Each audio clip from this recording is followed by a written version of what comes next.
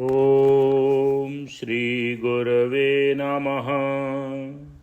ओम शांति शांति शांति।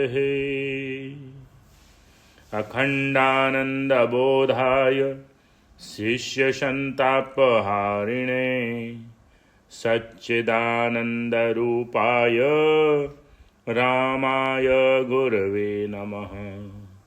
ओम शांति शांति शांति।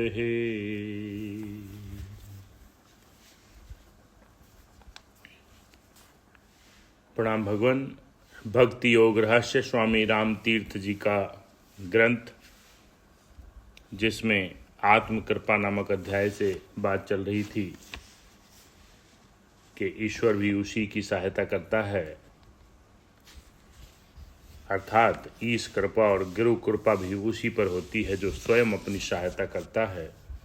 और आत्म कृपा का बहुत ही सुंदर निरूपण कर रहे हैं, जिसमें कहा कि स्वावलंबन का मूल मंत्र है सच्चाई, संकल्प और दृढ़ता, अर्थात सच्ची लगन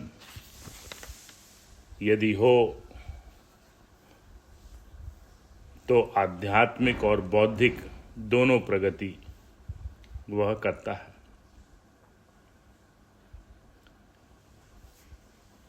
इसमें कोई संशय नहीं, उसे इस पर बिल्कुल भी ध्यान नहीं देना चाहिए कि वह कहाँ तक सफल हो रहा है, क्योंकि वह तो अपना कार्य सच्चाई और लगन से करता जा रहा है। उसे यह नहीं देखना चाहिए कि उसका कार्य क्षेत्र कैसा है, कितना व्यापक है। यदि वह तरक्की करना चाहता है तो उसे कार्यरत होना होगा। फलस्वरूप वह विनीत भाव से अनजाने ही अपने देश की उन्नति में भी सहायता कर देता है। स्वाभाविक है, उसको देखकर दूसरे लोग प्रेरणा प्राप्त करते हैं और उसकी निष्ठा, त्याग और कर्मठता का अनुसरण करते हैं। छोटा हो या बड़ा, निष्ठावान हो या लगन वाला व्यक्ति निरंतर देश सेवा के कार्य भी किया करता है और दूसरों का भला भी करता है। एक फारसी शायर ने कहा है, फारसी में लिखे हैं 4 लाइनें, उसका भावार्थ ये है कि यदि कोई दुष्कर्मी और अपवित्र व्यक्ति बुद्धिमत्ता की बातें करे तो लोग उसकी बातों से नहीं सुधरेंगे, परंतु यदि पवित्र सच्चरित्र साधक व्यक्ति शांतिपूर्वक ही बैठा रहता है तो लोग उसके साधुवाद से, उसके आचरण से प्रेरणा लेते हैं, उससे उपदेश ग्रहण करते हैं। सर आइजैक न्यूटन एक महान वैज्ञानिक थे, पर प्रारंभ में उन्होंने कभी भी यह नहीं सोचा था कि वे विश्व की इतनी अधिक सेवा कर सकेंगे। वे तो केवल ज्ञानार्जन के पीछे दौड़ रहे थे। ठीक उसी प्रकार जिस प्रकार पतंगे दीपक की ज्वाला के पीछे भागते रहते हैं, तथ्य यही है कि न्यूटन अपने ज्ञानार्जन के कर्तव्य पालन में जी जान से लगे थे। उन्हें अन्य किसी बात से लगाव नहीं था। ज्ञान तृप्ति ही उनका एकमात्र लक्ष्य था। फलस्वरूप इस लगन, निष्ठा और कार्यपरायणता से वे ईश्वर के महानतम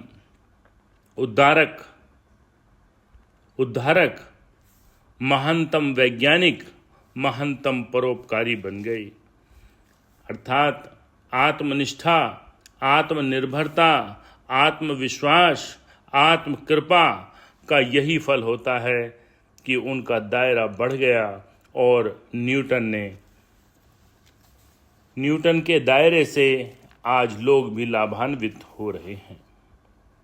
इसलिए लोगों को अपने क्षेत्र का विस्तार करते रहना चाहिए। विस्तार कैसे होता रहता है। आप देखेंगे कि यदि एक व्यक्ति खेत में खड़े होकर आवाज़ दे तो उसकी आवाज़ कुछ ही दूर तक सुनाई देती है, पर वही व्यक्ति एक ऊंची मीनार पर चढ़ जाए, किसी पर्वत शिखर पर, और वहां से आवाज़ दे तो पहले की अपेक्षा अधिक दूरी तक उसकी आवाज़ को सुना जा सकता है। और यह स्वाभाविक है। इसलिए आप भी अपने क्षेत्र का विस्तार करते जाइए, दृष्टि को व्यापक बनाते जाइए, फिर आपसे किरणें स्वतः ही प्रस्फुटित होंगी। यही प्रकृति का नियम है और यही आध्यात्मिक साधना पर भी लागू होता है। ओम शांति शांति शांति।